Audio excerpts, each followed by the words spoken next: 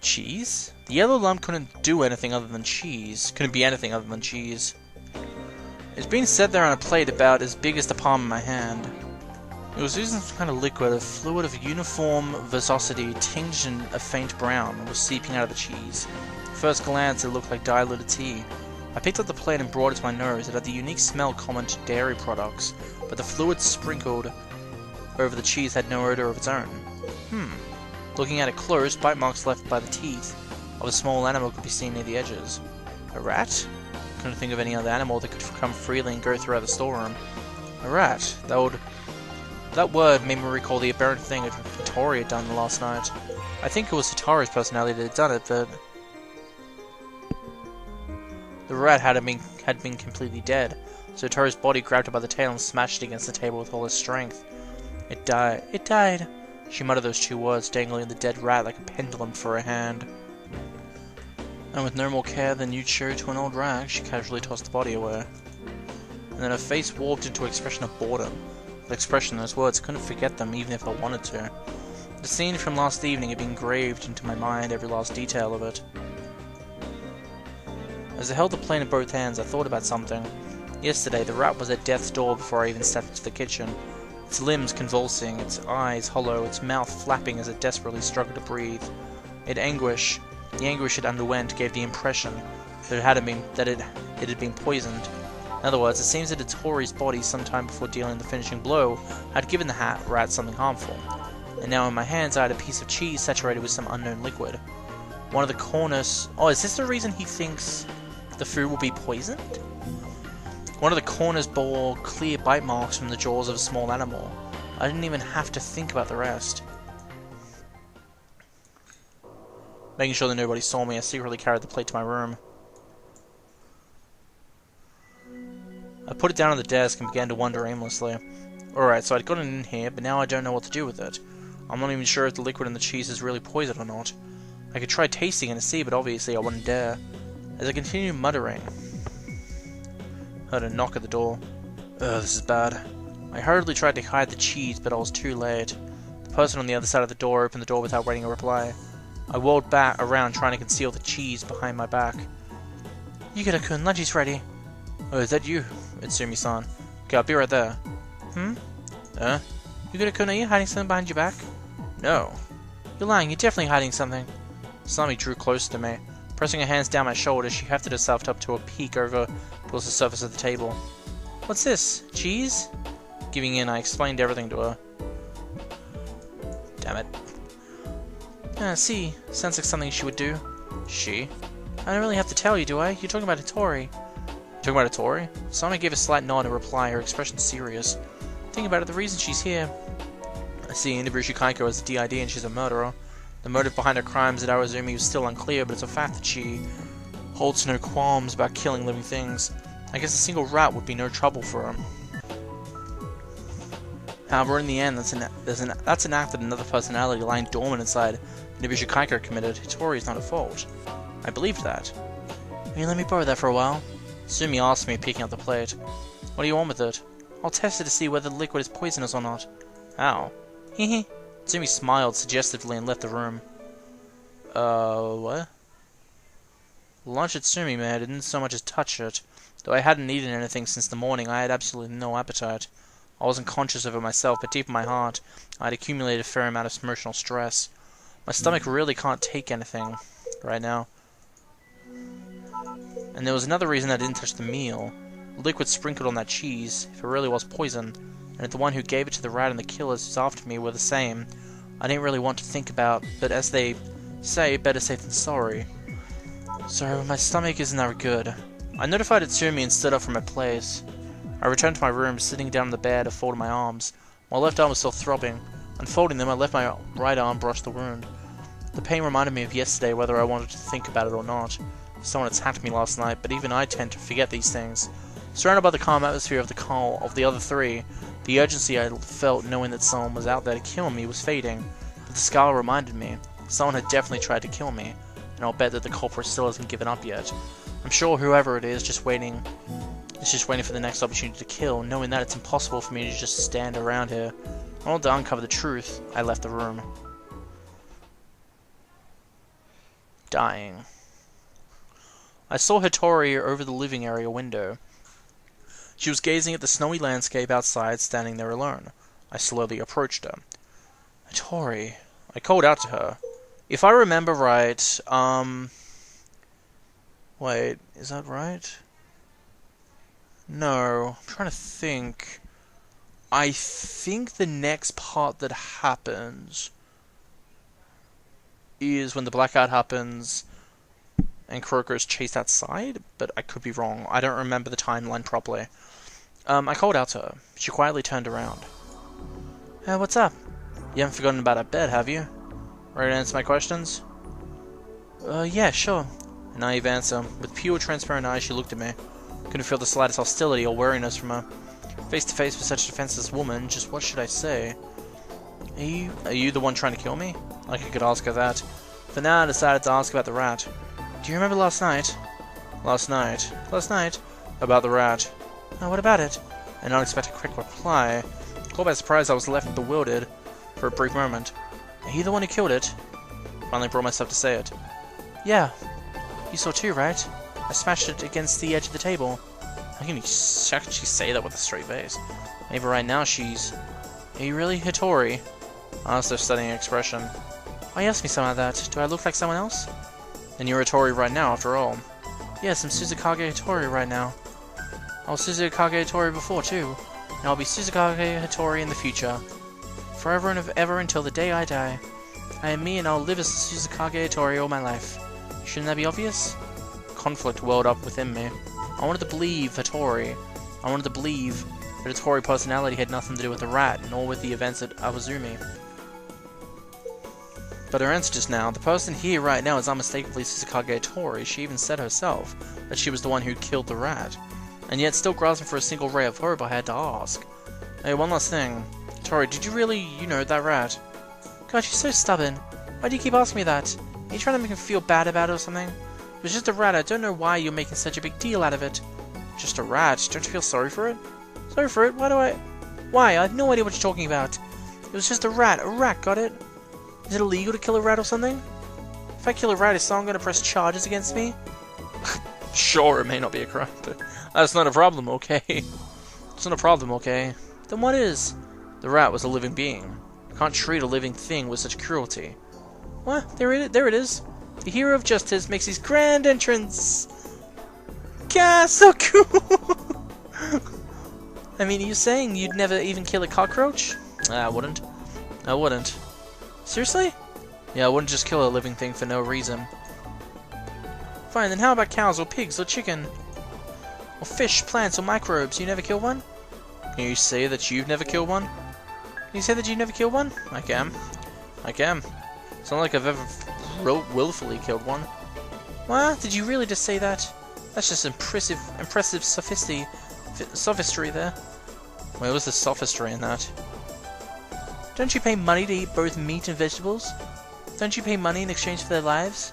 I remained silent. I had nothing more to retaliate with. A blue vein began to throb in Hattori's temple. Whoops. There it is. With a sharp glint in her eye, she scowled at me, as if she was releasing torrent of damned up emotions. Oh boy, I keep on doing that. What I did was no different. So can you please stop saying things like they make me look like the bad guy? Instead of hating me for it, shouldn't the rat feel grateful to me for doing that? How can he feel sorry for it? I just thought that it was for the best. What do you mean? Why didn't you understand?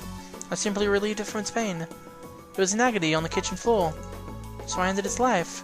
Actually, isn't taking away pain and suffering like that the same as what a doctor does? It's just that in that case, it wasn't a human I helped, but a rat. Listening to her, I finally came to my senses. It seems I had misunderstood Suzukage Hattori. From this moment until the afternoon, Hattori had worn an innocent look on her face and behaved calmly, as if she'd forgotten about the rat. Looking at her, I thought about it. So it must have been the Hattori personality who killed the rat after all, I thought. But that was wrong. She'd committed the act as though it was perfectly natural because she thought nothing of it. She felt no guilt at all. That's why she can be so nonchalant about it. To her, I guess killing a mere rat was nothing. She only thought of it as just another ordinary event in her ordinary life. Just a rat. Well, that may be true, but what if she said just a human being as well? The thought made my hair stand on end, and moreover, she had already taken the lives of not one but 12 people in the past. I simply relieved from its pain. It was an agony on the kitchen floor. Isn't taking away pain and suffering like that the same as what doctors does? The motive for the horrendous murders at Aruzumi Municipal Hospital may have been as simple as that. Is that it? If we're done, I'll go now. There is nothing more terrifying than a being without malice. The more naive her behavior, the more prominent the madness within her becomes. As easily as crushing an insect or beating a rat to death, she could take a life. Once again, I thought that I had to change the way I viewed her, but of course I didn't let it show on my face. Trying to keep my emotions in check, I aimed one final question. Were you the one that made the rat sick? Do you enjoy killing? Do you enjoy killing? Eh? I saw it, the cheese with the liquid poured over it, hidden in the storeroom corner. It still had the rat's teeth marks in it. I didn't know the composition of the liquor, but it's probably poison, right? And he gave it to the rat. Wait a second, I have no idea what you're... Don't play dumb. There's no one else here who'd do something so cruel. No, it wasn't me. Who was it then? I don't know anything about that. Tori's expression stiffened. Pale face began to twitch. She was clearly terrified. Even so, I didn't let up. I kept peeling on the pressure. Let me ask you one more time. Do you enjoy killing? Is it that much fun for you to watch a living thing suffer? If not, you wouldn't have fed that stuff to the rat, would you? No. No? Then what did you poison it for? Just so it couldn't move? Or maybe you intended to kill it with poison, but it survived. Why are you saying these things? Even though it wasn't me. Or am I wrong? And were you just doing it for your own sick amusement after all? Toying with the rat's life with so much fun you just couldn't get enough. Stop, please stop. I don't want to hear this. I don't want. Because the life of one little rat means nothing to you in the first place, isn't that right? Did you want to indulge your desire for superiority? Superiority. I always have trouble with that word, just like pronouncing it out very fast. I don't know why. While watching the rat writhing on the floor, you got drunk on the sense of godlike control over its life. By affirming your dominance, your omnipotence, you... At that moment... No! All of a sudden, Tori screamed. Wait. Oh, I get what's going on now! He's about to jump. And when he jumps, Cocoro comes in, and that's why Kuroko was mad, and she held the chair up.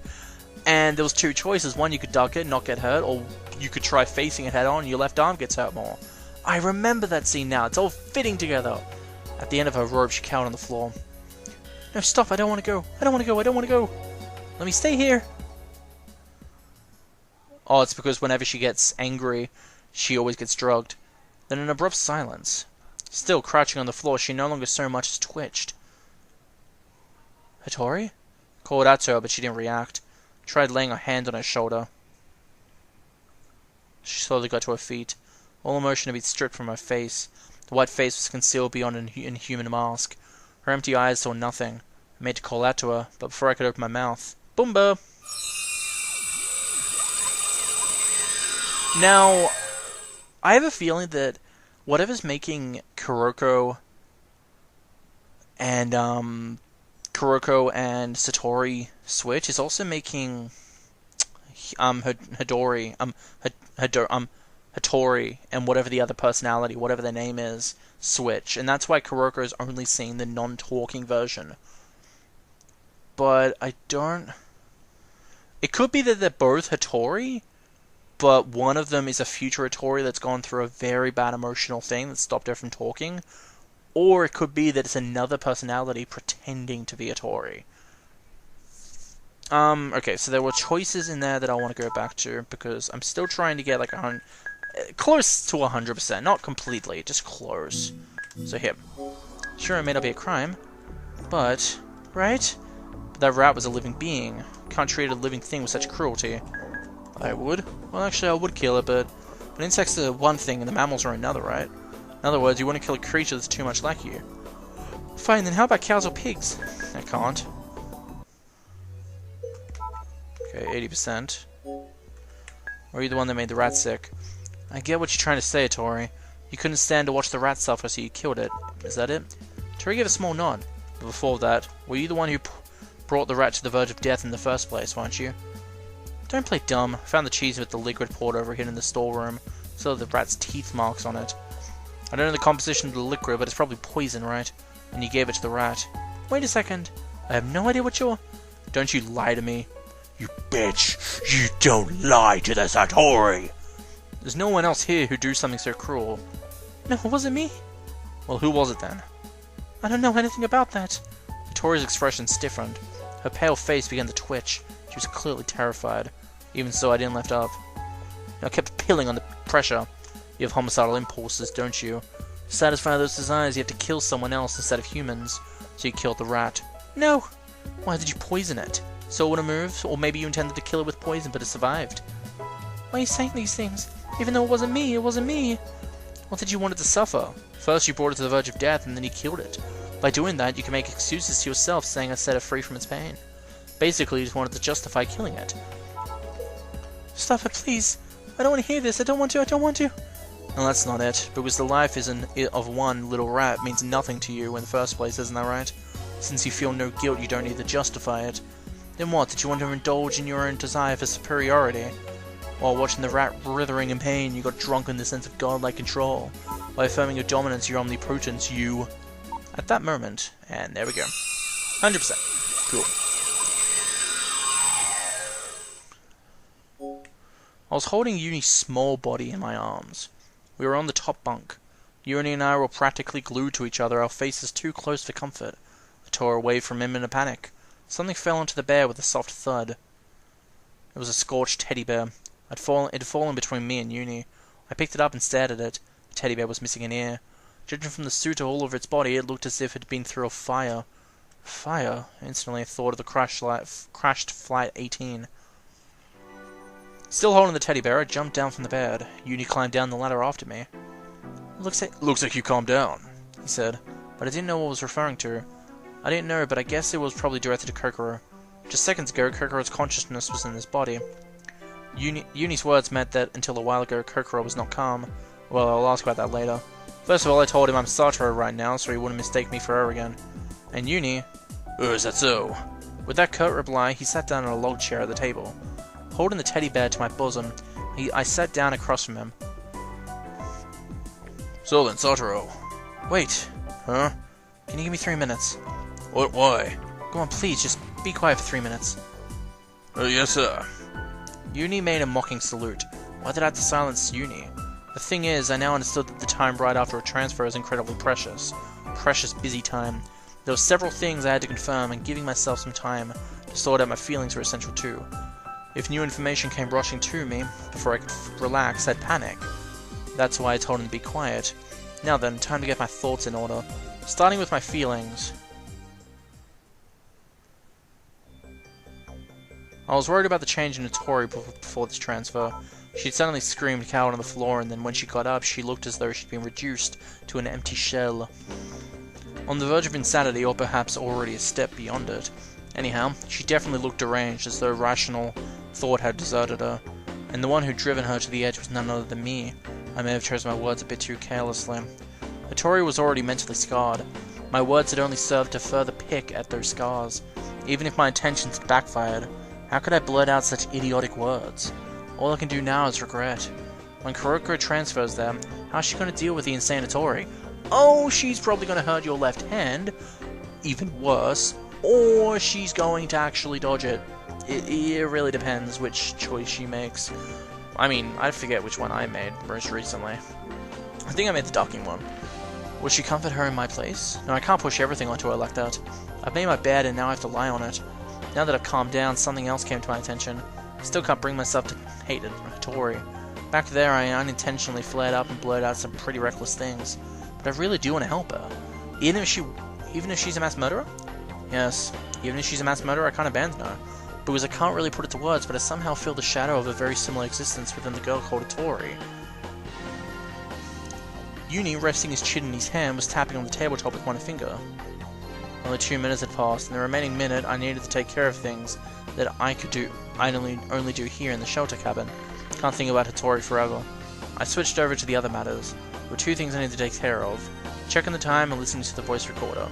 Present time, 1:57 PM. 5 minutes had passed since I came to the shelter cabin, so the time of the transfer would be 1:52. I took the voice recorder out of my pocket and hit the playback button.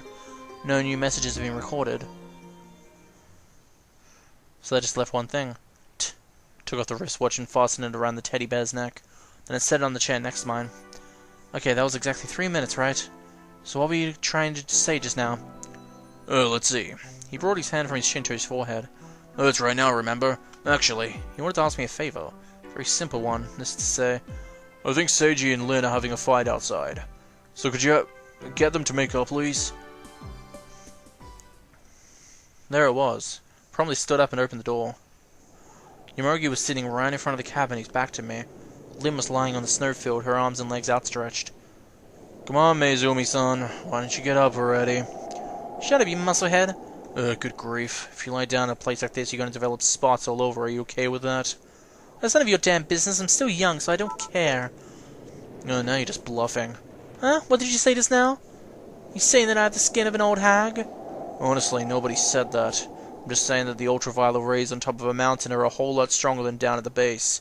Fine by me, I'm converting them into with my photosynthesis, so leave me alone already. What? I'm converting these dangerous rays into something that will shine my beauty.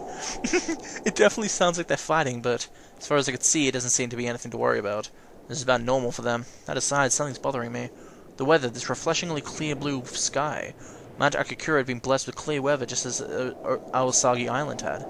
Still, the temperature was considerably lower up here. Shivering, I pulled the door shut. What was that? You hardly ever call that a fight. But, more importantly, I have something to ask you. I sat back down in the log chair. Get the sense that all I've been doing recently is asking people questions, but oh well. There are too many things I don't understand. What's up? You need inclined his head. Oh, it was Satoru that needs to ask a question. Okay. There was just a trace of anxiety in that expression. Asked if there was something wrong with Cocoro. Yep. About Cocoro. About Cocoron? Didn't you just say, looks like you calmed down? What did you mean? Did something happen to Cocoron? I don't really know either. You don't know? Or rather, isn't that kind of strange? Huh? Because you know. Me having to tell you what's wrong with Cocoron. Truth is about Cocoron more than me, it is Cocoron, or rather it's you, who should know better. Wait a minute. I'm Satoru now, aren't I? I know that. Uni cut off his words. He averted his eyes, pondering on something. Oh, forget it. He muttered. Anyway, why Cocoron cried, I don't know. Cried? Oh yeah. After she came back, she was all gloomy. So I tried to ask what was wrong. Then Cocoron hugged me. And she started crying? Uni nodded gently. You said after she came back, you mean she'd gone somewhere outside until then? Yeah. Where? The crash side of the airplane. She stayed out early, I think. Around 9:30. Did she go alone? No, she went to Seiji. Wait, why does he call him Seiji and yet Kokoro calls him Yomogi? I just realized that. I thought there was like a difference in the chapters, like the episodes. Like maybe in Kokoro's chapter, the translators and stuff like that were like, oh, let's call them by their last names. But then in Satoru's, they're like, oh, we're gonna name them by their first names now. It's like, what? But I guess it's just like, it might be just an age thing, or it might be just a gender thing. Like maybe young people call them by their first names just because then like they don't know about formality and stuff like that. Maybe? I don't know. Oh, I see. The teddy bear next to you. Seiji found that too. Picking the teddy bear up, I gazed at it again. When I felt the touch at its face, I felt something wet. I see. After muttering in a weak voice, I put the teddy bear back down. From how Uni described it, I could more or less imagine. Cocoro went to the crash site. Most likely she saw the disfigured crash victims. I'm sure she was exposed to a terrible sight. Can't begin to comprehend what she saw stretched before her eyes. It would be only natural to feel shock. She's a girl, and moreover she was the same plane with all those people. I understood how she felt. And at the same time it felt restless. She must be fairly distraught by now. And on top of that, another transfer occurred at the worst possible moment. It wouldn't be strange for her to lose it completely. Nevertheless, I can't be by her side. There's nothing I can do to comfort her. Like two magnetic poles, we can never come in contact with each other. All I can do is... Oh, that's right, the voice recorder. I whispered without thinking. Uni stared at me blankly. Sorry, would you give me a minute? Excusing myself, I stood up from the table and went down to the underground storeroom. Took the voice recorder out of my pocket, pulled my finger on the record button. What should I say to her? I hadn't really thought this through, but unable to restrain itself in my patience, my finger moved on its own. Recording light lit up. I have to say something. Still thinking, I started to speak. It's me, Satoru. I heard from Uni. Seems you went to the crash site, huh? Kind of awkward, so I don't know what to say at times like this. Just one thing. Oh, I actually get a choice during these moments. Really?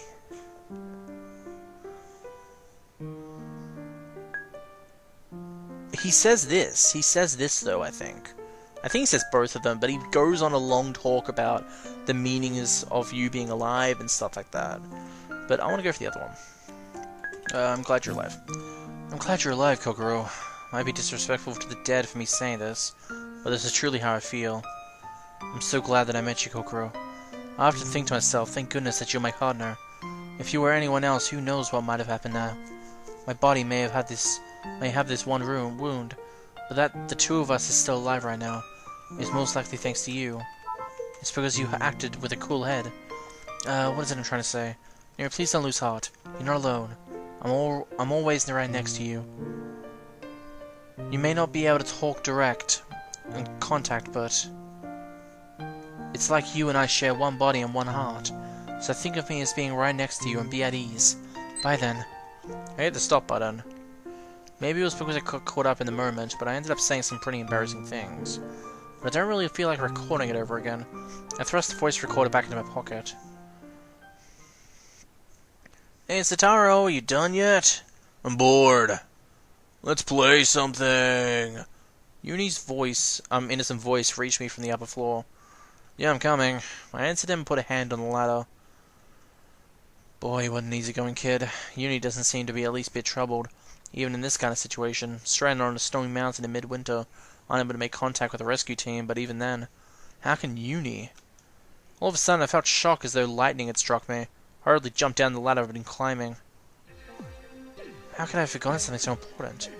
So many disorienting events kept happening around me that I forgot all about the most important things. And not just one or two inconsequential things. Things that could decide whether I live or die. My mind went into full operation in an instant.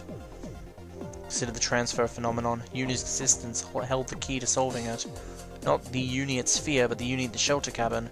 Unless I guess wrong, the Uni here is from the year 2012. Both of them transferred only once, switching places with each other. But in spite of that, Uni acts totally indifferent to what's going on. I'm certain that he knows something vital. For now, I at least have to ask him why is Uni's body at Sphere. And I have to report it to Cocoro. She asked me in the message back at Sphere how two Unis can exist at the same time. Moreover, she questions a newspaper article as well. In other words, she's convinced that the world of Mount Akakura and the world of Sphere both exist in the year 2011. I avoided discussing in my message last night, but I can't deceive Cocoro any longer. If what I have to tell her is going to upset her, then I'm going to resolve it.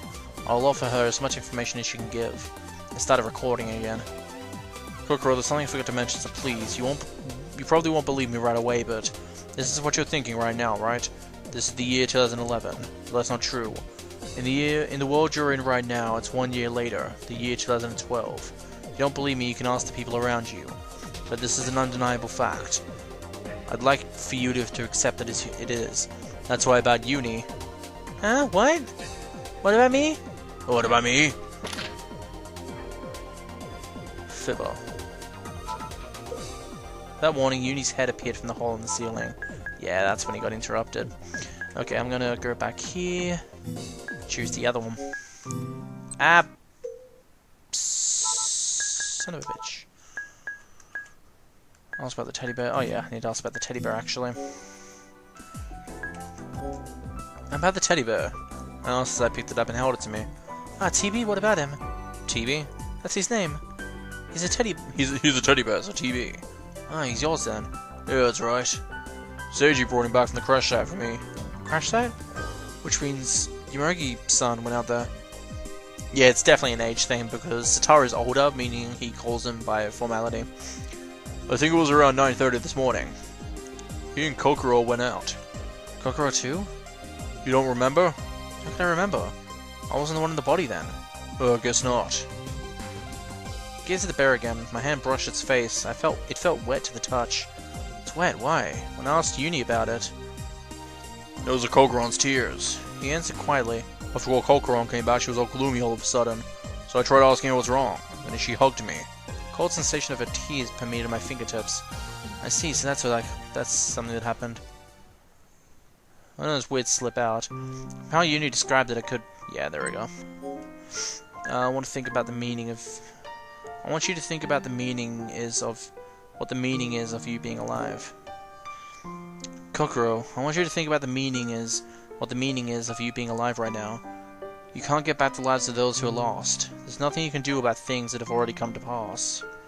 But at least you're still alive. There must be some meaning to the fact that you survived. That's what I think. That's why I want you to just think about what you can do for now. This is what you're talking about. This is what we're talking about after all. You're a smart person. You understand what I'm saying, right? Don't lose your heart. You're not alone. And there we go. Fibber. I jumped, dropping the voice recorder. I hardly picked it up. Right when I was in the middle of recording, I pushed the stop button and shoved the VR into my pocket. Wasn't the voice recorded just now? Were you recording something? Oh, well, it just... Oh, got it. You were leaving a message for Cocoron. Alright. How is this kid so sharp? Oh no, maybe not. It might not be his godly intuition. I'd been interrupted right in the middle, but now that it's come to this, there's nothing I can do. Let's settle things with Uni first. Uni, we have to have a talk. Once I said that... Another question! He screwed up his face in dissatisfaction. I returned to the upper floor and walked to the middle of the room. What is it now? Still sporting a sour look, he came over to me. With both his arms swinging sluggishly, he stood before me. Are you hiding something? Have you ever heard of Sphere? Uni, are you hiding something? I don't have time for chit-chat, so I had to go with a frontal attack. Hiding? No, nothing in particular. Really? Yeah. You didn't seem to be playing dumb. This wasn't enough. Then let me ask you something else. Do you remember what you told me when you first met? First met? You mean the day before yesterday? That was so long ago, I've already forgotten about it. See, let me tell you then. This is what you said. This person just forgot. What do you mean by that? Nothing really. What I said was just the truth. Truth? Well, wasn't it? Because Satoru has amnesia. What? When did you say that? When did you just say? I said because Satoru has amnesia. How did you know that? I'm sure I never mentioned my amnesia to anyone in the shelter cabin. He found himself lost for words. His facial expression immediately froze. His eyes darted around the room. It seems I finally got him. And that's not all. Even if I had talked to you about my amnesia, that would come later, right? Back when he said that, we just met for the first time.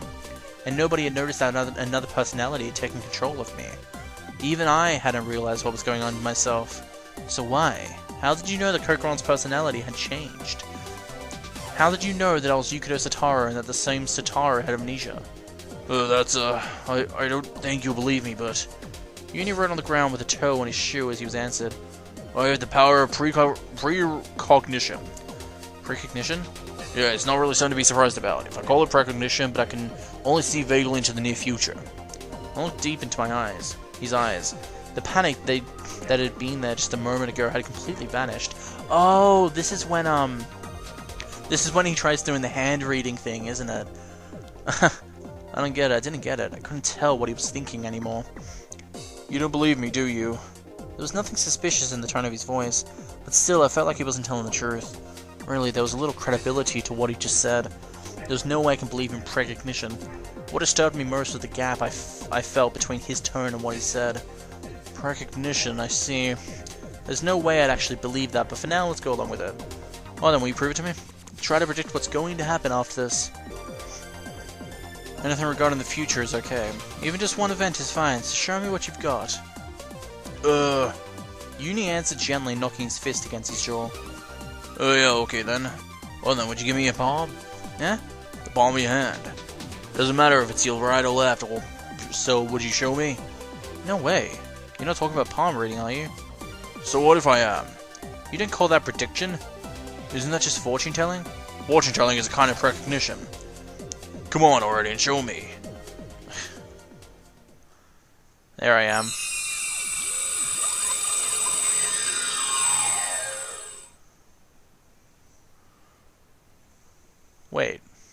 What? That went backwards. I just realized that.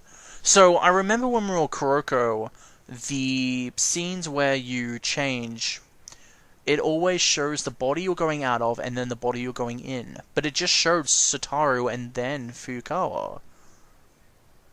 That makes no sense. Because I'm going into Satoru's body right now, meaning it's showing Kuroko's side. I don't know. I'm not really sure if they have, like, a certain sense to them, but I do know sometimes they go reverse depending who you're going in and out of. So, I'm a little curious.